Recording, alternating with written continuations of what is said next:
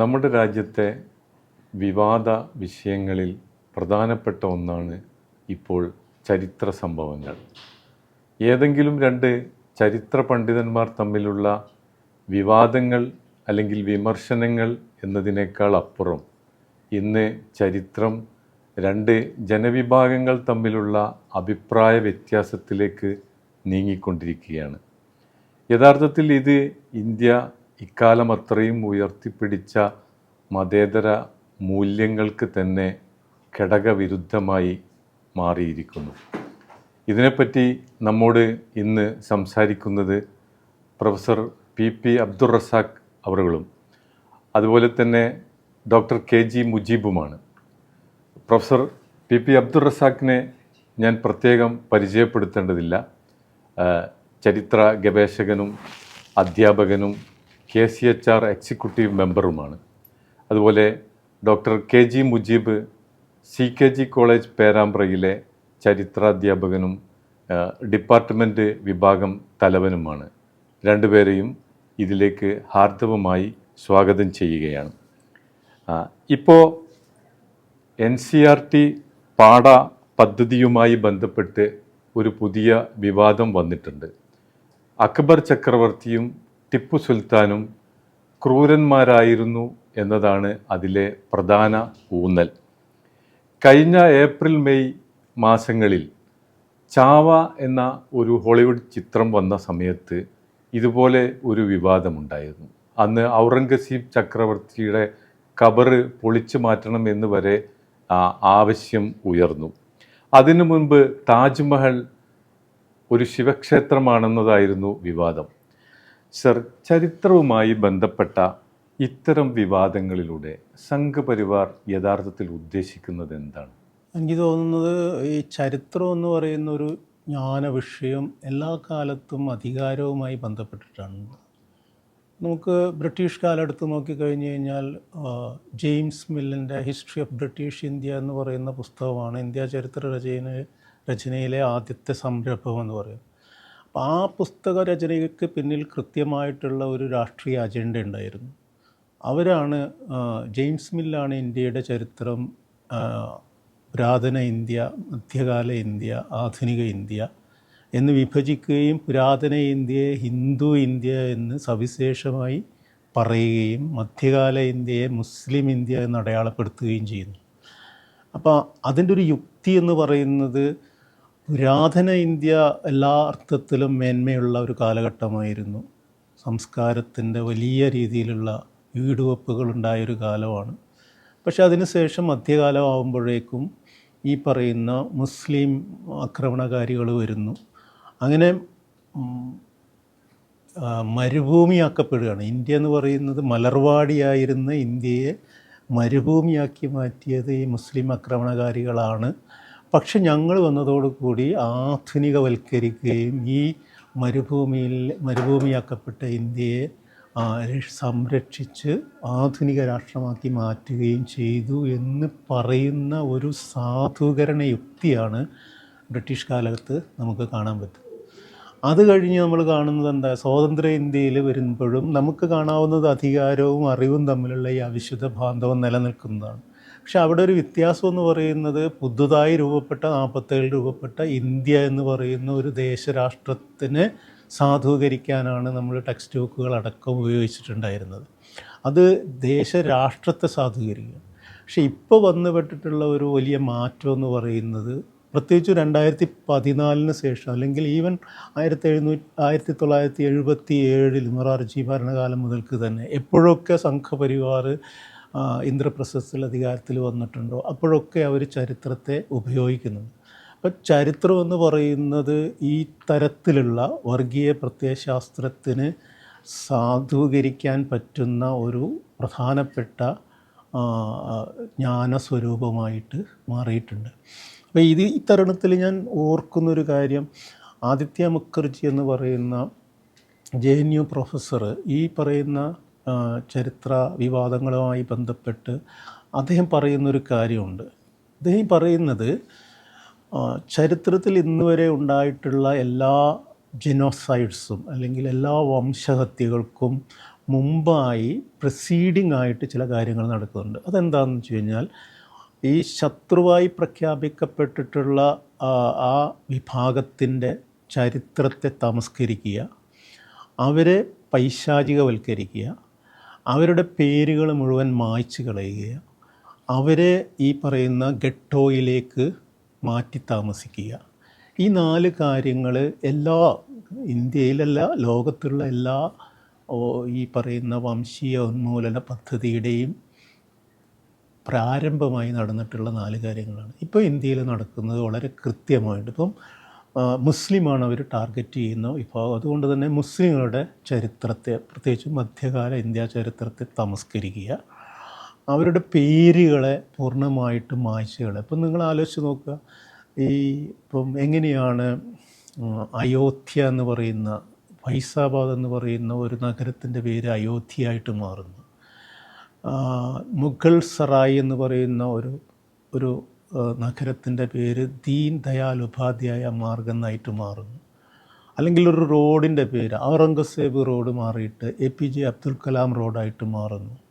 അല്ലെങ്കിൽ നമ്മുടെ രാഷ്ട്രപതി ഭവനിലെ മുഗൾ ഗാർഡൻ്റെ പേര് മാറ്റിയിട്ട് എന്തായിരുന്നു നമ്മുടെ പുതിയൊരു പേരിലേക്ക് മാറ്റുന്നുണ്ട്. ആ രീതിയിൽ ഒരു പ്രത്യേക സമുദായത്തിൻ്റെ പേരുകൾ മായ്ക്കുക, അവരുടെ ചരിത്രത്തെ ഡിസ്റ്റോർട്ട് ചെയ്യുക. ഇപ്പം എറിക് ഹോബ്സ്ബാമിൻ്റെ ഒരു നിരീക്ഷണമുണ്ട്. ഈ വർഗീയതയുടെ വക്താക്കൾക്ക് അല്ലെങ്കിൽ ദേശീയതയുടെ വക്താക്കൾക്ക് ഏറ്റവും പ്രധാനപ്പെട്ട ഉപാദാന സാമഗ്രി എന്ന് പറയുന്നത്, റോ മെറ്റീരിയൽ എന്ന് പറയുന്നത് ചരിത്രമാണ്. അവർക്ക് അനുകൂലമായ ഒരു ചരിത്രം അവർ ഭൂതകാലത്തിൽ കാണുന്നില്ലെങ്കിൽ അവർ ആ ചരിത്രത്തെ മായ്ച്ചു കളഞ്ഞ് പുതിയ ചരിത്രങ്ങളുണ്ടാവും. അപ്പം ഇവിടെ ആരാമ്പ്രം സൂചിപ്പിച്ച പോലെ ഈ താജ്മഹലിനെ തേജോമഹാലയമായിട്ട് മാറ്റുന്നത് എന്താണ്? താജ്മഹൽ എന്ന് പറയുന്നത് നിർമ്മിച്ചതിൻ്റെ എല്ലാ യാഥാർത്ഥ്യവും, അതിൻ്റെ കണക്കും, അതിന് എത്ര പേര് വർക്ക് ചെയ്തു എന്നുള്ളതിൻ്റെയൊക്കെ എല്ലാ ഡീറ്റെയിൽസും ലാഹോറിയുടെ പുസ്തകത്തിലുണ്ട്. പക്ഷേ അതിനെ മായ്ച്ചു കളഞ്ഞുകൊണ്ട് അതിനൊരു ഹിന്ദു ക്ഷേത്രമായിട്ട് പുനരവതരിപ്പിക്കാനുള്ള ശ്രമം നടക്കുന്നു.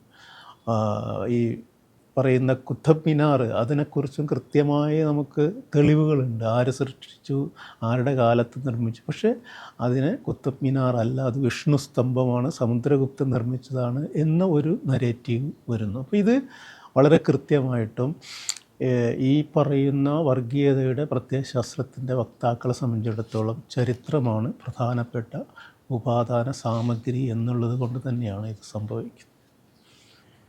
ടെക്സ്റ്റ് ബുക്ക് വിവാദങ്ങളാണല്ലോ ഇപ്പോൾ പുതുതായി ഇതുമായി ബന്ധപ്പെട്ട് വന്നിട്ടുള്ളത്. യഥാർത്ഥത്തിൽ ഈ ടെക്സ്റ്റ് ബുക്ക് പരിഷ്കരിക്കുന്നതിൽ സംഘപരിവാറിൻ്റെ അജണ്ട എന്താണ്? ഏതൊക്കെ രീതിയിലാണ് അവർ ഈ ടെക്സ്റ്റ് ബുക്കുകളുടെ പരിഷ്കരണത്തിനുള്ള പദ്ധതികൾ പ്ലാൻ ചെയ്യുന്നത്? യുവതലമുറയുടെ ചിന്തയെ ശക്തമായി സ്വാധീനിക്കുന്ന ഒരു ഐഡിയോളജിക്കൽ ടൂളാണ് യഥാർത്ഥത്തിൽ ടെക്സ്റ്റ് ബുക്ക്. ടെക്സ്റ്റ് ബുക്ക് ഒരു വിദ്യാർത്ഥിയുടെ സ്കൂൾ കാലഘട്ടത്തിലെ അടിസ്ഥാന രേഖയാണ് യഥാർത്ഥത്തിൽ.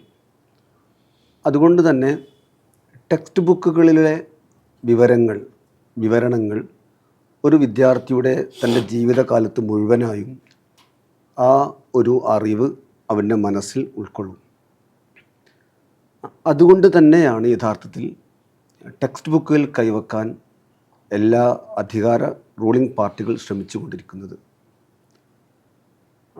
ടെക്സ്റ്റ് ബുക്ക് ഒരു അധികാരി ഭരണത്തിലേറിയാൽ ആദ്യം ശ്രമിക്കുന്നത് വിദ്യാർത്ഥികളെ, യുവതലമുറയെ മാറ്റാനുള്ള ഒരു ടൂളായി ടെക്സ്റ്റ് ബുക്ക് നന്നായി വർത്തിക്കുന്നത് നമ്മുടെ ചരിത്രം മനസ്സിലാക്കിയാൽ നമുക്ക് കാണാൻ സാധിക്കും. 1990-കൾക്ക് ശേഷം സംഘപരിവാർ അല്ലെങ്കിൽ ബാബറി മസ്ജിദ് ധ്വംസനത്തിന് ശേഷം ധാരാളം ഉത്തരേന്ത്യൻ സംസ്ഥാനങ്ങളിൽ സംഘപരിവാർ അധികാരമേൽക്കുകയുണ്ടായി. അവരാദ്യം ചെയ്തത് ഈ ടെക്സ്റ്റ് ബുക്കുകൾ മാറ്റാനുള്ള പ്രവൃത്തിയായിരുന്നു ചെയ്തിരുന്നത്. അന്ന് മാറ്റിയ ടെക്സ്റ്റ് ബുക്കുകൾ യഥാർത്ഥത്തിൽ അതിൻ്റെ അടിസ്ഥാനം നേരത്തെ റസാഖ് സാർ പറഞ്ഞതുപോലെ കൾച്ചറൽ നാഷണലിസം, അഗ്രസീവ് നാഷണലിസം, അല്ലെങ്കിൽ മുസ്ലിം വിരോധം, മുഗൾ അല്ലെങ്കിൽ മധ്യകാലഘട്ടത്തെ വികൃതമായി ചിത്രീകരിക്കുക, ഇങ്ങനെയുള്ള കാര്യങ്ങൾ അന്ന് ടെക്സ്റ്റ് ബുക്കിൽ 2000 മുതൽ നമുക്ക് കാണാൻ കഴിയും. അതിൻ്റെ ഒരു പ്രൊഡക്റ്റാണ് ഇന്ന് കാണുന്ന 2025 ഉണ്ടാകുന്ന ഒരു യുവതലമുറയുടെ അന്ന് പഠിച്ചിറങ്ങിയ കുട്ടികൾ ഇന്ന് യുവാക്കളായി മാറിയിരിക്കുകയാണ്. ആ ടെക്സ്റ്റ് ബുക്കിലെ സ്വാധീനമാണ് യഥാർത്ഥത്തിൽ ഇന്ന് ഉത്തരേന്ത്യൻ സംസ്ഥാനങ്ങളിൽ നടക്കുന്ന മോബ് ലിഞ്ചിങ്ങിനെ പോലെയുള്ള അല്ലെങ്കിൽ ഇങ്ങനെയുള്ള ധാരാളം ആക്രമണങ്ങൾ നടക്കുന്നതിൻ്റെ പ്രധാനപ്പെട്ട ഒരു ഹേതു എന്നാണ് ഞാൻ മനസ്സിലാക്കുന്നത്. സംഘ് പരിവാർ ടെക്സ്റ്റ് ബുക്കുകൾ പ്രധാനമായും 4 ആശയപരമായ വസ്തുക്കളാണ് അവർ ഉൾക്കൊള്ളുന്നത്. അവരുടെ ടെക്സ്റ്റ് ബുക്കിൽ നമുക്ക് കാണാൻ കഴിയുന്നത് ഒന്ന്, നേരത്തെ റസാഖ് സാർ പറഞ്ഞതുപോലെ തന്നെ കൊളോണിയൽ ചരിത്രകാരനായിരുന്ന ജെയിംസ് മില്ല് ഇന്ത്യ ചരിത്രത്തെ എങ്ങനെ കണ്ടുവോ അതേ രീതിയിൽ തന്നെയാണ് സംഘപരിവാർ ചരിത്രകാരന്മാരും ഇന്ത്യ ചരിത്രത്തെ കണ്ടത്. ഒന്നാമത്തേത്, ഇന്ത്യൻ ചരിത്രത്തെ ആൻഷ്യൻ കാലഘട്ടത്തെ ഹിന്ദു കാലഘട്ടമെന്നും അത് ഏറ്റവും ഗ്ലോറിയസ് പീരീഡാണെന്നും പ്രോസ്പെറസ്, പ്രത്യേകിച്ച് രാജസ്ഥാനിലെ പുസ്തകങ്ങളിലൊക്കെ ആൻഷ്യൻ കാലഘട്ടം പ്രോസ്പെറസ്, ഗ്ലോറിയസ് ഇങ്ങനെയുള്ള കാലഘട്ടമായിട്ടാണ് ചിത്രീകരിക്കുന്നത്. അത് അങ്ങനെ തന്നെ ആയിക്കോട്ടെ. പക്ഷേ മിഡീവൽ കാലഘട്ടത്തെ അതിനപ്പുറത്തേക്ക് വിദേശ ശക്തികളുടെ കാലഘട്ടമാണെന്നും ഹിന്ദു വിഭാഗക്കാർ ശക്തമായി ആക്രമിക്കപ്പെട്ടിരുന്നും അടിച്ചമർത്തപ്പെട്ടിരുന്നുവെന്നുമൊക്കെ കൃത്യമായി പറയുന്ന രേഖകളാണ് മധ്യകാല ചരിത്രത്തെ സംബന്ധിച്ചിടത്തോളം ഇത്തരത്തിലുള്ള സംഘചരിത്രകാരന്മാർ പറയുന്നത് എന്ന് കാണാൻ സാധിക്കും. രണ്ടാമത്തെ ആശയം ഉണ്ടായിരുന്നത്, അവർ പറഞ്ഞിരുന്നത് നിലവിലുള്ള ചരിത്രം അല്ലെങ്കിൽ 90കളുടെ മുമ്പ് ഉണ്ടായിരുന്ന ടെക്സ്റ്റ് ബുക്കുകൾ അത് റോങ്ഡ് ആണ്, ഇത് തെറ്റായി എഴുതിയിട്ടുള്ളതാണ്. അതിലേറ്റവും കൂടുതൽ അത് എഴുതിയിരിക്കുന്നത് യഥാർത്ഥത്തിൽ സംഘപരിവാറിൻ്റെ ഭാഷ്യത്തിൽ ലെഫ്റ്റിസ്റ്റ് ആൻഡ് ലിബറൽ ലെഫ്റ്റുകളാണ് അത് എഴുതിയിരിക്കുന്നത്. അതുകൊണ്ട് തന്നെ മുസ്ലിം വിഭാഗങ്ങൾക്ക് കൂടുതൽ ഊന്നൽ കൊടുത്തിരിക്കുന്ന ടെക്സ്റ്റ് ബുക്കുകളാണ് അതിലുള്ളത്. ഹിന്ദു കൾച്ചറിനെ അവമതിക്കുന്ന രീതിയിലാണ് ടെക്സ്റ്റിലുള്ളത്. അതുകൊണ്ട് തന്നെ അത് മാറ്റേണ്ടതുണ്ട് എന്നാണ് ഈ ടെക്സ്റ്റ് ബുക്ക് മാറ്റുന്നതുമായി ബന്ധപ്പെട്ട് ഇത്തരം ചരിത്രകാരന്മാർ പറയുന്നത്. ഇതിനാണ് രണ്ടാമത്തെ അവരുടെ ഐഡിയോളജി. മൂന്നാമത്തേത്, പശുവിന് ഏറ്റവും കൂടുതൽ പ്രാധാന്യം നൽകുന്ന അല്ലെങ്കിൽ ഹോളി കൗ എന്നാണ്, വിശുദ്ധ പശു കൗ നൽകുന്ന ഒരു രീതിയിലാണ് ടെക്സ്റ്റ് ബുക്കുകൾ നമുക്ക് കാണാൻ കഴിയുന്നത്. മിത്തിക്കൽ, അത് പശുവിനെ ഒരു സാങ്ക്ടിറ്റി, വിശുദ്ധമായി കാണുകയും അതിനെ ഏറ്റവും കൂടുതൽ ആരാധിക്കപ്പെടേണ്ട മതപരമായ ആരാധിക്കപ്പെടേണ്ട ഒന്നായി കണ്ടുകൊണ്ടുള്ള ഒരു ചരിത്ര രചനയാണ് 2000 മുതലുള്ള വ്യത്യസ്ത സംസ്ഥാനങ്ങളിൽ നടക്കുന്ന അല്ലെങ്കിൽ BJP ഭരിക്കുന്ന സംസ്ഥാനങ്ങളിൽ നമുക്ക് കാണാൻ കഴിയുക. യഥാർത്ഥത്തിൽ നമുക്കറിയാം, വേദകാലഘട്ടത്തിൽ കൗ സ്ലോട്ടർ എന്നുള്ളത് ഒരു നിത്യ സംഭവമായിരുന്നു. ധാരാളം യാഗങ്ങൾ വേദകാലഘട്ടത്തിൽ നമുക്ക് അശ്വമേധയാഗ, വാജപേയയാഗ അല്ലെങ്കിൽ രാജസൂയ യാഗങ്ങളൊക്കെ നടക്കുമ്പോൾ അതിൻ്റെ അവസാനം നടക്കുന്ന സെറിമണിയിലെ ഒരു പ്രധാനപ്പെട്ട ഭാഗമായിരുന്നു കൗ സ്ലോട്ടർ. അതിനെതിരെയായിരുന്നു യഥാർത്ഥത്തിൽ ഹെറ്ററോഡോക്സ് റിലീജിയൻസ് ആയിരുന്ന ബുദ്ധിസവും ജൈനിസവും ഒക്കെ വന്നിരുന്നത്. പക്ഷെ അതൊക്കെ മറന്നുകൊണ്ട് ഇപ്പോൾ പശുവിനെ ഒരു ദൈവാരാധന രീതിയിലേക്ക് മാറുകയും റിലീജിയൻ്റെ സിമ്പലായി മാറുകയും ചെയ്യുന്ന ഒരു രീതിയിലുള്ള ടെക്സ്റ്റ് ബുക്കുകൾ നമുക്ക് കാണാൻ കഴിയും. നാലാമതായി അവർ ടെക്സ്റ്റ് ബുക്കിൽ ഉണ്ടായിരുന്ന ഒരു പ്രധാനപ്പെട്ട കാര്യം, റവല്യൂഷണറീസ്, വിപ്ലവകാരികൾക്ക് കൂടുതൽ ഊന്നൽ കൊടുക്കുന്ന ടെക്സ്റ്റ് ബുക്കുകൾ നമുക്ക് കാണാൻ കഴിയും. രാജസ്ഥാനിലെ 2015 ഇറങ്ങിയ ഒരു ടെക്സ്റ്റ് ബുക്കിൽ ഇന്ത്യൻ സ്വാതന്ത്ര്യ സമരത്തിൽ പങ്കാളികളായിരുന്ന അല്ലെങ്കിൽ ഏറ്റവും കൂടുതൽ സജീവമായിരുന്ന ഗാന്ധിയോ നെഹ്റുവോ ആയിരുന്നില്ല അവരുടെ പ്രധാനപ്പെട്ട ടെക്സ്റ്റ് ബുക്കിലെ ഇതിവൃത്തം. മറിച്ച് വിപ്ലവകാരികൾ, സവർക്കറെ രാജസ്ഥാനിലെ ആ ടെക്സ്റ്റ് ബുക്കിൽ പറയുന്നത് ഗ്രേറ്റ് നാഷണലിസ്റ്റ്, ഗ്രേറ്റ് ഓർഗനൈസർ എന്ന രീതിയിലാണ് സവർക്കറിനെ ചിത്രീകരിക്കുന്നത്. ഇങ്ങനെ ഈ 4 കാര്യങ്ങളാണ് സംഘപരിവാർ ടെക്സ്റ്റ് ബുക്കുകളുടെ പ്രധാനപ്പെട്ട ആധാരമായിട്ട് നമുക്ക് മനസ്സിലാക്കാൻ സാധിക്കുക. യഥാർത്ഥത്തിൽ ഇതൊക്കെ നമ്മുടെ വിദ്യാഭ്യാസ മേഖലയെ എങ്ങനെയാണ് സ്വാധീനിക്കുന്നത്, അല്ലെങ്കിൽ പുതിയ തലമുറയെ എങ്ങനെയാണ് ഈ ടെക്സ്റ്റ് ബുക്കുകൾ സ്വാധീനിക്കുന്നത്? വിദ്യാഭ്യാസ മേഖലയെ സ്വാധീനിക്കുന്നത് ഞാൻ നേരത്തെ പറഞ്ഞു. അന്ന് പഠിച്ചിറങ്ങിയ വിദ്യാർത്ഥികൾ ഇന്ന് അത് അവരുടെ യുവതലമുറയാണ്. നേരത്തെ ഉത്തരേന്ത്യയിൽ കാണുന്ന മോബ് ലിഞ്ചിങ്ങിൻ്റെയൊക്കെ ഏറ്റവും നല്ല ഉദാഹരണം ഈ ടെക്സ്റ്റ് ബുക്കുകൾ പഠിച്ചിറങ്ങിയ ഇന്നത്തെ സമൂഹമാണ്. അതിൽ വിദ്യാഭ്യാസ മേഖല നമുക്ക് പറയുമ്പോൾ ഇപ്പം ഈ ശൈത്യകാല സീസണിൽ പാർലമെൻറ്റിൽ അവതരിപ്പിക്കാൻ പോകുന്ന ഒരു ബില്ലുണ്ട്. Higher education commission of India, HECI എന്ന ഒരു ബില്ലുണ്ട്. അതിൽ മൊത്തം നിലവിലുള്ള യൂണിവേഴ്സിറ്റി ഗ്രാൻസ് കമ്മീഷൻ UGC അല്ലെങ്കിൽ ICTI അല്ലെങ്കിൽ പോലെയുള്ള വ്യവസ്ഥാപിതമായ അല്ലെങ്കിൽ മാൻഡേറ്ററി ബോഡിയായ സ്റ്റാറ്റ്യൂട്ടറി ബോഡിയായ ആ സ്ഥാപനങ്ങളൊക്കെ ഇല്ലാതാവുകയും ഫണ്ടിങ് ഏജൻസിയായി വിദ്യാഭ്യാസ മേഖലയുടെ ഫണ്ടിങ് ഏജൻസിയായി കേന്ദ്ര ഗവൺമെൻറ് ഭരിക്കുന്നവരാണോ അവർ കേന്ദ്രീകരിക്കുന്ന അവസ്ഥയിലേക്ക് പോവുകയാണ്. യഥാർത്ഥത്തിൽ PM ശ്രീയിൽ സംഭവിച്ചത് നമുക്കറിയാം. ഫണ്ട് കിട്ടണമെങ്കിൽ PM ശ്രീയിൽ ഒപ്പുവെക്കേണ്ട അവസ്ഥയാണ്. ഇതേപോലെ ഈ ഒരു ബിൽ പാസ്സാവുകയാണെങ്കിൽ അക്കാദമിക് വിദഗ്ധർ പറയുന്നത് ഇങ്ങനെയുള്ള ഇതിലേക്ക് നമ്മൾ സംഘപരിവാർ ഐഡിയോളജി ഉന്നത വിദ്യാഭ്യാസ രംഗത്തും അടിച്ചേൽപ്പിക്കുകയും ഫണ്ട് ലഭിക്കണമെങ്കിൽ ഇത്തരത്തിലുള്ള ആശയങ്ങളും സിലബസുകളുമൊക്കെ നിർബന്ധമായും പഠിപ്പിക്കേണ്ട അവസ്ഥയിലേക്ക് എത്തിനിൽക്കുന്നു. ഇങ്ങനെ ഒരു കേന്ദ്രീകൃതമായ രീതിയിൽ വിദ്യാഭ്യാസത്തെ കാണുന്ന രീതിയിലേക്കാണ് കാര്യങ്ങൾ മുന്നോട്ട് പോയിക്കൊണ്ടിരിക്കുന്നത്. അത് തീർച്ചയായും ഉന്നത വിദ്യാഭ്യാസ രംഗത്ത് ശക്തമായ മാറ്റങ്ങളും അതോടൊപ്പം തന്നെ ഒരു വർഗീയപരമായ ചിന്താഗതികളും ലോകത്ത് അല്ലെങ്കിൽ ഇന്ത്യൻ സമൂഹത്തിൽ ഉയർന്നു വരാനുള്ള ഏറ്റവും പ്രധാനപ്പെട്ട കാരണമായി മാറുകയും ചെയ്യും. ഈ മുസ്ലിം ചരിത്രത്തെ ടാർഗറ്റ് ചെയ്യുന്നതിലൂടെ സംഘപരിവാർ എന്താണ് ഉദ്ദേശിക്കുന്നത്? അല്ലെങ്കിൽ മുസ്ലിം ചരിത്രം എന്തുകൊണ്ടാണ് സംഘപരിവാറിൻ്റെ പ്രധാന ടാർഗറ്റായി മാറുന്നത്? തീർച്ചയായിട്ടും ഈ സംഘപരിവാർ എന്തുകൊണ്ടാണ് മധ്യകാല ഇന്ത്യ ചരിത്രത്തെ അല്ലെങ്കിൽ മുസ്ലിം ചരിത്രത്തെ ടാർഗറ്റ് ചെയ്യുന്നതെന്ന് ചോദിച്ചു കഴിഞ്ഞാൽ, നിങ്ങൾ സംഘപരിവാറിൻ്റെ ഒരു ചരിത്രം പരിശോധിച്ച് കഴിഞ്ഞാൽ സംഘപരിവാരത്തിൻ്റെ ചരിത്രബോധത്തിന് 2 പ്രധാനപ്പെട്ട അടരുകളാണുള്ളത്. രണ്ട് അടരുകൾ. ഒന്നാമത്തേതെന്ന് പറയുന്നത് glorification of the ancient period of India, ഇന്ത്യയുടെ പുരാതന കാലഘട്ടത്തെ പ്രകീർത്തിക്കുക എന്ന് പറയുന്നത്. അത് വലിയ സംഭാവനകൾ അർപ്പിച്ച കാലഘട്ടമാണ്. ഏതാണ്ട് എല്ലാ ശാസ്ത്ര സത്യങ്ങൾ, ചരിത്രം മാത്രമല്ല ശാസ്ത്ര സത്യങ്ങൾ വരെ കണ്ടെത്തിയിട്ടുള്ള വലിയ അഭൂതപൂർവമായ വളർച്ചയെത്തിയൊരു കാലഘട്ടമാണ്. മറ്റ് ലോകത്തിൻ്റെ വിവിധ ഭാഗങ്ങൾക്ക് സംഭാവന അർപ്പിച്ചൊരു കാലഘട്ടമാണ്. അതുകൊണ്ട് glorification of the ancient period of India is one of the major chapter of this particular party. അത് ഒന്ന്. രണ്ടാമത്തെ കാര്യം എന്ന് പറയുന്നത് the humiliation and operation of the Hindus under the Mughals and sultans.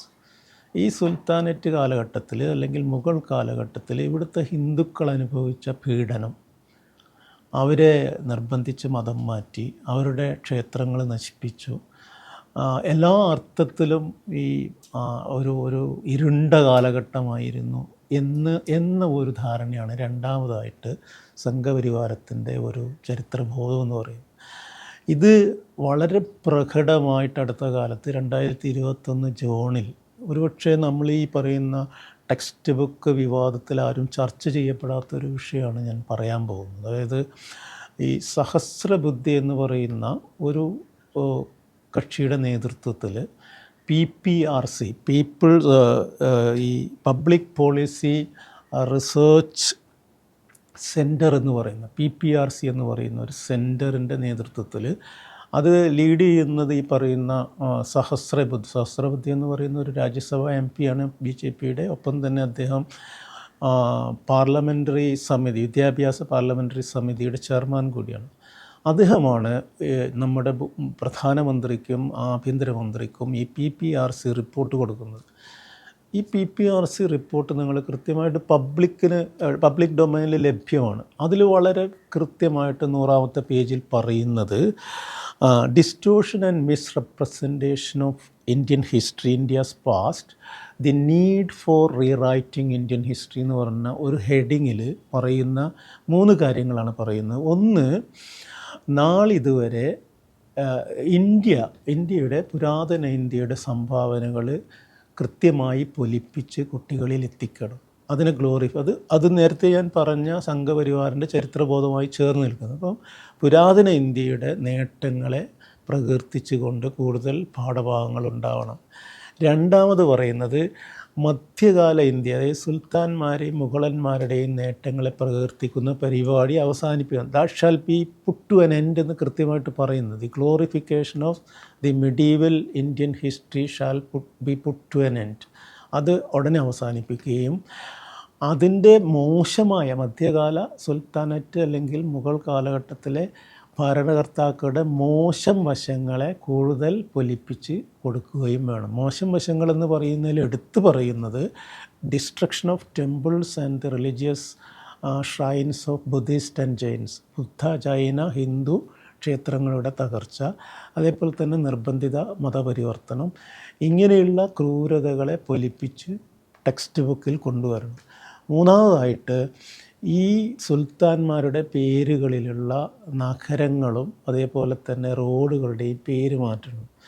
ഇത് 100ാമത്തെ പേജിൽ വളരെ കൃത്യമായിട്ട് PPRC റിപ്പോർട്ട്, അതായത് സഹസ്രബുദ്ധി റിപ്പോർട്ട് പ്രധാനമന്ത്രിക്ക് കൊടുക്കുന്നതോ വളരെ വൈകാതെ തന്നെ നിങ്ങൾ കാണുന്നത് NCERT ടെക്സ്റ്റ് ബുക്കിൽ നിന്നും പല പാഠഭാഗങ്ങൾ, പ്രത്യേകിച്ച് മധ്യകാല.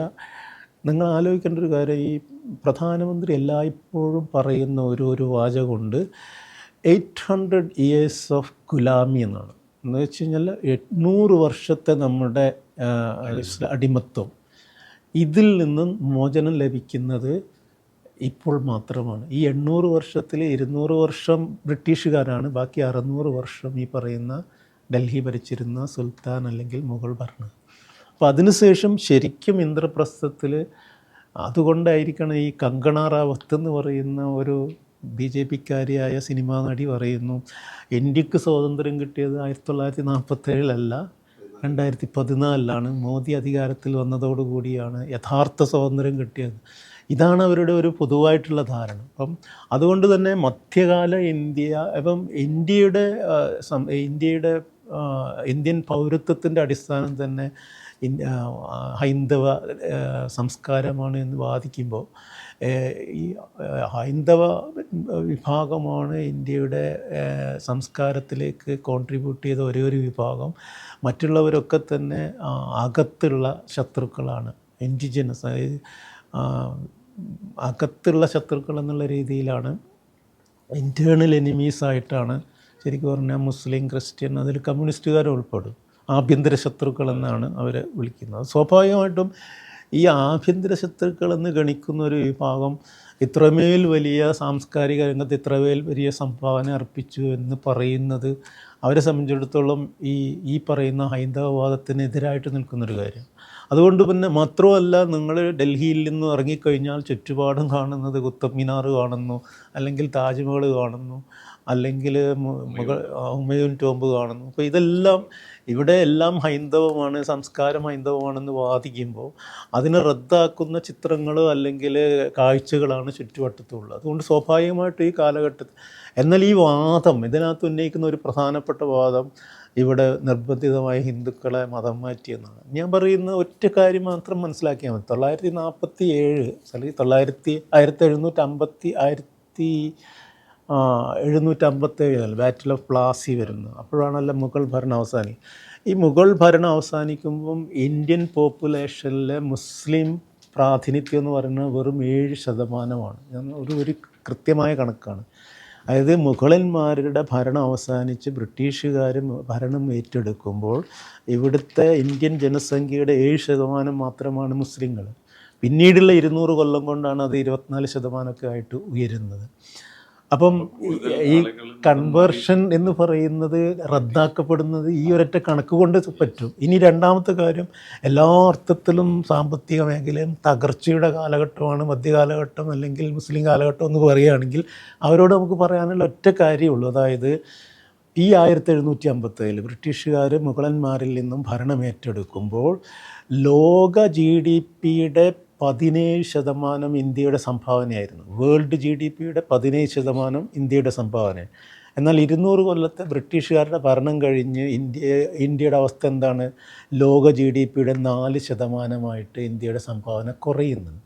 അപ്പോൾ സാമ്പത്തിക തകർച്ചയുടെ കാലഘട്ടം, അല്ലെങ്കിൽ ഇനിയിപ്പം അമ്പലം തകർച്ചയുടെ കാലഘട്ടം എന്ന് പറഞ്ഞാൽ ഈ റിച്ചാർഡ് ഈറ്റനൊക്കെ അത് വളരെ ഭംഗിയായിട്ട് അത് സവിസ്തരം തന്നെ അത് ആ വാദത്തെ ഖണ്ഡിക്കുന്നത് എങ്ങനെയാണെന്ന് വെച്ച് കഴിഞ്ഞാൽ, ഈ അമ്പലം കൊള്ള എന്ന് പറയുന്നത് 10-ാം നൂറ്റാണ്ടോടു കൂടിയാണല്ലോ ഇവിടെ മുസ്ലിം ആക്രമണമൊക്കെ വരുന്നത്, അല്ലെങ്കിൽ മുഹമ്മദ് ഗസ്നിയൊക്കെ വരുന്നത്. അതിനു മുമ്പ് ഈ അമ്പലം കൊള്ള എന്ന് പറയുന്നത് വലിയ ഒരു പാസ്റ്റ് ടൈം ആയിരുന്നു ഹിന്ദു ഭരണാധികാരികളുടെ. കാരണം വെച്ചാൽ അമ്പലങ്ങളായിരുന്നു ഏറ്റവും പ്രധാനപ്പെട്ട സാമ്പത്തിക സ്രോതസ് എന്ന് പറയുന്നത്. അപ്പം നിങ്ങൾ എന്തുകൊണ്ടാണ് മുഹമ്മദ് ഗസ്നി 7 തവണ ഒരേ ക്ഷേത്രം ആക്രമിക്കുന്നത്? ഈ ഇസ്ലാമികമായിട്ടുള്ള ഏതെങ്കിലും രീതിയിലുള്ള ഒരു ഭ്രമത്തിൻ്റെ ഭാഗമായിട്ടാണെങ്കിൽ ഒരു തവണ ആക്രമിച്ച് കിടക്കിയാൽ മതിയല്ലോ, മാറ്റിക്കഴിഞ്ഞാൽ മതിയല്ലോ. പക്ഷേ 7 തവണ വീണ്ടും വീണ്ടും ആക്രമിക്കുന്നുണ്ടെങ്കിൽ സ്വാഭാവികമായിട്ടും താപ്പർ പറയുന്നു, അല്ല 14 തവണ. അപ്പം താപ്പർ അത് കൃത്യമായിട്ട് പറയുന്നുണ്ട് അതിൻ്റെ പിന്നിലെ സാമ്പത്തികം. എന്ന് മാത്രമല്ല രാജതരംഗിണി എന്ന് പറയുന്ന 12-ാം നൂറ്റാണ്ടിൽ എഴുതപ്പെട്ടിട്ടുള്ള കൃതിയിൽ പറയുന്നത് ഹർഷവർമ്മൻ എന്ന് പറയുന്ന ഹിന്ദു ഭരണാധികാരിക്ക് സ്വന്തമായിട്ട് ഒരു മന്ത്രി തന്നെ ഉണ്ടായിരുന്നു ഈ അമ്പലം കൊള്ളയ്ക്ക്. അപ്പം ഈറ്റൻ പറയുന്നൊരു അതെ പിന്നെ നായകനോ. അപ്പം ഈറ്റൻ പറയുന്നൊരു കാര്യം, ഈ മുസ്ലിം ഭരണാധികാരികൾ അല്ലെങ്കിൽ ആക്രമണകാരികൾ വരുന്നതിന് മുമ്പ് തന്നെ ഇന്ത്യയിൽ പ്രചാരം സിദ്ധിച്ചിട്ടുള്ളൊരു ഏർപ്പാടായിരുന്നു ഈ ക്ഷേത്രധ്വംസനം എന്ന് പറയുന്നത്. ഞാൻ പറയുന്നു വേറൊരു കാര്യം കൂടെ. ഇപ്പോൾ യോഗി ആദിത്യനാഥ് എന്ന് പറയുന്നത് ഒരു സന്യാസി മഠത്തിൻ്റെ വക്താവാണ്. അപ്പോൾ നാഥ് സന്യാസി മഠം എന്ന് പറയുന്നത് പിന്നെ വളരെ കൃത്യമായിട്ട് ഔറംഗസേബ് ധാരാളം ഭൂമി ഗ്രാൻഡായിട്ട് കൊടുത്തതിൻ്റെ രേഖ നമ്മുടെ മുമ്പിലുണ്ട്. അപ്പോൾ ഈ 50 കൊല്ലമൊക്കെ ഈ രാജ്യം ഭരിച്ച ഔറംഗസേബിനെ നമുക്ക് ഈ രീതിയിൽ ഒരു ക്ഷേത്രം തീർച്ചയായിട്ടും ചില ക്ഷേത്രം അതിന് കൃത്യമായിട്ടും അതിൻ്റെ പിന്നിൽ പൊളിറ്റിക്കൽ മോട്ടീവായിരുന്നു ഉണ്ടായിരുന്നത് നമുക്ക്. അപ്പം ഞാനൊരു കാര്യം കൂടെ സമയമുണ്ടെങ്കിൽ പറയാൻ പറ്റുന്നൊരു കാര്യം, ഔറംഗസേബിൻ്റെ ഒരു നിഷാനുണ്ട്. 1638 ഒരു രജപുത്ര രാജാവിന് കൊടുത്തൊരു നിഷാനാണ്. പക്ഷേ ഈ ചരിത്രത്തിൽ അധികം പേര് അതൊന്നും ചർച്ച ചെയ്യുന്നില്ല. ആ നിഷാൻ പറയുന്നത് on your way to Ranthambore, ഈ രന്തംപൂർ ആക്രമിക്കാൻ പോവുകയാണ്. അപ്പോൾ on your way to Ranthambore you shall not hurt any of the religious shrines of any community. ഒരു മതവിഭാഗത്തിൻ്റെയും ആരാധനാലയങ്ങൾക്ക് ഒരു കോട്ടവും സംഭവിക്കാൻ പാടില്ല. There shall be no discrimination on the basis of caste and communities. ഒരു തരത്തിലുള്ള വിവേചനവും മതത്തിൻ്റെ പേരിലോ ജാതിയുടെ പേരിലോ നീ നടത്താൻ പാടില്ല. അത് ആക്രമിക്കാൻ പോകുന്ന രാജാവിന് കൊടുക്കുന്ന ഉപദേശമാണ്, നിഷാനാണ്. അവിടെ അവസാനിപ്പിക്കുന്നത്, ആ നിഷാൻ അവസാനിപ്പിക്കുന്നത് those who discriminate will be punished in this world and other world എന്നാണ്. ഈ മതത്തിൻ്റെ പേരിൽ വിവേചനം കാണിക്കുന്നവർ ഈ ലോകത്ത് മാത്രമല്ല പരലോകത്തും ശിക്ഷിക്കപ്പെടും എന്ന് പറയുന്ന ഒരു ഔറംഗസേബ് ഉണ്ട്. അപ്പം ഔറംഗസേബ് ക്ഷേത്രം പൊളിച്ചിട്ടില്ല എന്ന് ഞാൻ പറയുന്നില്ല, പൊളിച്ച ക്ഷേത്രങ്ങളുണ്ട്, ധാരാളം ഗ്രാൻഡ് കൊടുത്ത ക്ഷേത്രങ്ങളുണ്ട്. അതേസമയം തന്നെ അവയൊക്കെ തന്നെ നമ്മൾ പൊളിറ്റിക്കൽ എക്സ്പീഡിയൻസിയുടെ ഭാഗമായിട്ടാണ് മുഗളന്മാർ ചെയ്തിട്ടുള്ളത്.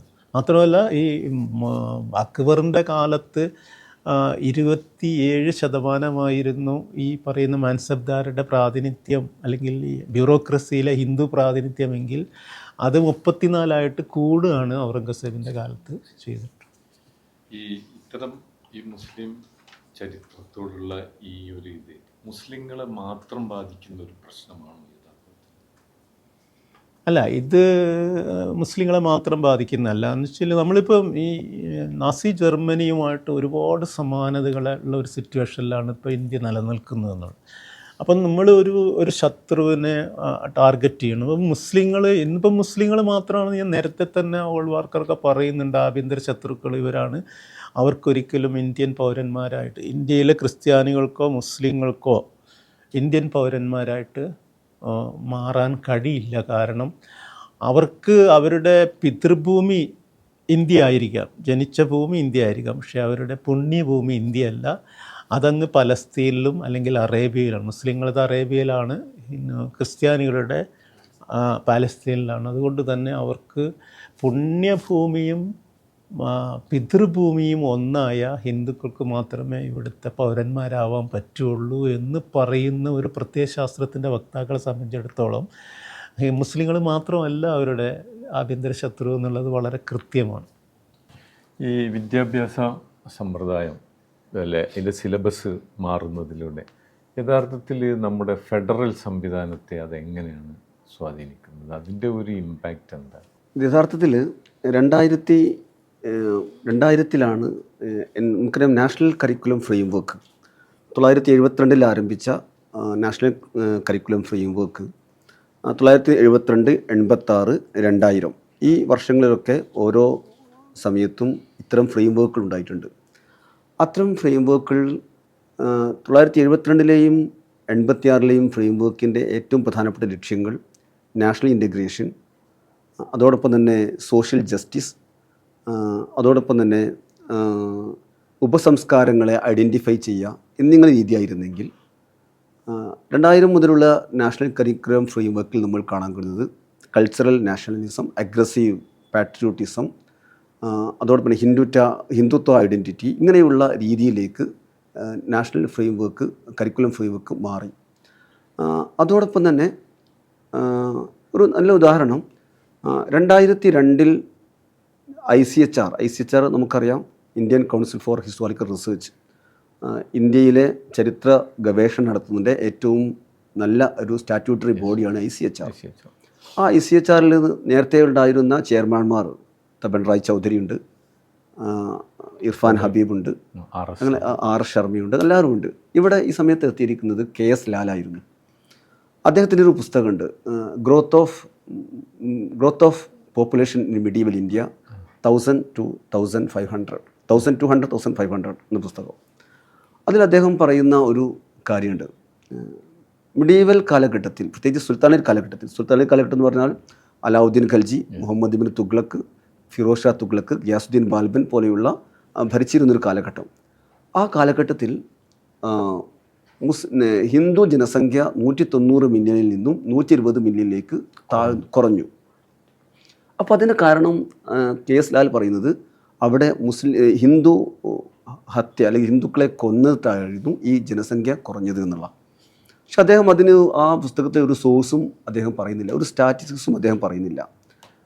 ഇനി സെൻസസ് അന്ന് തുടങ്ങിയിട്ടില്ല, കാരണം സെൻസസ് ഇന്ത്യയിൽ ആരംഭിക്കുന്ന 1881 ഒരു സെൻസസും ഇല്ലാതെ, ഒരു ഡാറ്റയും ഇല്ലാതെ തട്ടിവിടുന്നു. അത് പിന്നീട് RSSൻ്റെ ഔദ്യോഗിക രേഖയിൽ വരുന്നു. മറ്റൊന്ന്, ഗോവയിൽ 2001 മനോഹർ പരീക്കർ, BJPയുടെ മുഖ്യമന്ത്രി മനോഹർ പരീക്കർ മുഖ്യമന്ത്രിയായപ്പോൾ അദ്ദേഹം ചെയ്തത് ഗോവയിലെ 51 ഗവൺമെൻറ് സ്കൂളുകൾ വിദ്യാഭാരതി ട്രസ്റ്റിൻ്റെ കീഴിലാക്കി മാറ്റി. വിദ്യാഭാരതി ട്രസ്റ്റിൻ്റെ സിലബസ് നമുക്കറിയാം, പ്രത്യേകം പറയേണ്ടതില്ല. ഇങ്ങനെയുള്ള ഒരു രീതിയിലേക്കാണ് സംസ്ഥാനങ്ങൾ അന്ന് പോയിരുന്നത്. പക്ഷേ അന്ന് ഒരിക്കലും സംസ്ഥാനങ്ങൾക്ക് നേരത്തെ പറഞ്ഞതുപോലെ കൺകറൻറ്റ് ലിസ്റ്റ് ആയതുകൊണ്ട് തന്നെ ഓരോ സംസ്ഥാനങ്ങൾക്കും വ്യത്യസ്ത രീതികളിലേക്ക് അവർക്ക് പോകാമായിരുന്നു. അന്ന് UPA ഗവൺമെൻറ്റിൻ്റെ കാലത്ത് നമുക്കറിയാം, നോക്കുമ്പോൾ 2000 മുതൽ 1999 മുതൽ 2004 വരെ BJP ഗവൺമെൻറ്, 2004 മുതൽ 2014 വരെ UPA ഗവൺമെൻറ്, 14 ശേഷം മോദി ഗവൺമെൻറ്. ഈ സമയത്ത് ഈ UPA ഗവൺമെൻറ് ഭരിക്കുമ്പോഴൊന്നും ഇത്തരത്തിലുള്ള ഒരു കൺകറൻറ്റ് ലിസ്റ്റ് ആയതുകൊണ്ട് തന്നെ വിദ്യാഭ്യാസ രംഗത്ത് സ്വതന്ത്രമായി ചിന്തിക്കാനും സ്വതന്ത്രമായി ടെക്സ്റ്റ് ബുക്കുകൾ തയ്യാറാക്കാനുമുള്ള അധികാരങ്ങളും അവകാശങ്ങളുമൊക്കെ സംസ്ഥാനങ്ങൾക്ക് ഉണ്ടായിരുന്നു, കൺകറൻറ്റ് ലിസ്റ്റിൽപ്പെട്ടതായതുകൊണ്ട് തന്നെ.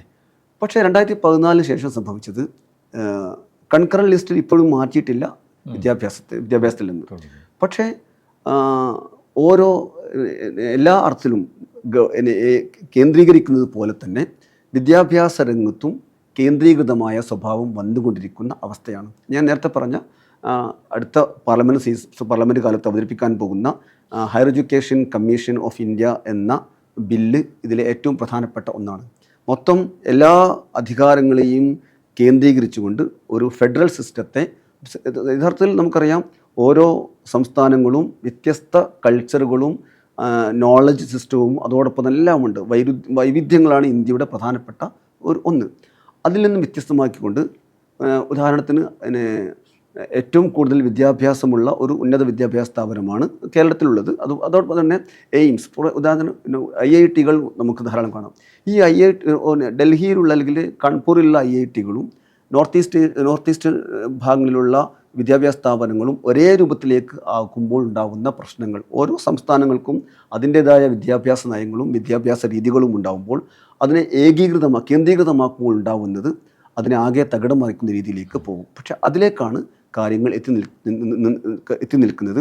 അത് യഥാർത്ഥത്തിൽ വിദ്യാഭ്യാസ രംഗത്തെ നേരത്തെ പറഞ്ഞതുപോലെ തന്നെ ഒരു കേന്ദ്രീകൃത രീതിയിലാക്കുകയും വിദ്യാഭ്യാസം എന്നുള്ളത് നമ്മൾ ഫോക്കോ പറഞ്ഞതുപോലെ ഒരു നോളജ് അല്ലെങ്കിൽ ഗവൺമെൻറ്റിൻ്റെ ഒരു അധികാര ശക്തിയായിട്ട് മാറുന്ന രീതിയിലേക്ക് മാറാൻ സാധ്യതയുണ്ട്. അത് ഇന്ത്യയിലെ വൈവിധ്യങ്ങളെ, നാനാത്വത്തെ, യൂണിറ്റിയൊക്കെ, ഡൈവേഴ്സിറ്റിയുമൊക്കെ നന്നായി ബാധിക്കുന്ന രീതിയിലേക്ക് കാര്യങ്ങൾ എത്തും എന്നാണ് എൻ്റെ അഭിപ്രായം. ഇത്തരം കാര്യങ്ങളൊക്കെ യഥാർത്ഥത്തിൽ നടപ്പിൽ വരുത്തുന്നത് ഭരണകൂടത്തിൻ്റെ ഒരു അധികാരം ഉപയോഗിച്ചാണ്. അപ്പോൾ ഭരണകൂടത്തിൻ്റെ അധികാരം ഉപയോഗിച്ച് നടപ്പാക്കുന്ന ഇത്തരം സംഭവങ്ങൾക്കെതിരെയുള്ള പ്രതികരണം അല്ലെങ്കിൽ അത് പ്രതിരോധം എങ്ങനെയായിരിക്കണം? തീർച്ചയായിട്ടും. ഇപ്പം നമ്മൾ ഇതുവരെയൊക്കെ പറയുന്ന പോലെ ഐഡിയോളജിക്കൽ സ്റ്റേറ്റ് അപ്പാരറ്റസ് എന്ന് പറയുന്ന ICHR ആയാലും UGC ആയാലും അല്ലെങ്കിൽ ഇന്ത്യൻ ടെലിവിഷൻ ആയാലും ഇതിലൂടെയൊക്കെ തന്നെയാണ് ഇവർ.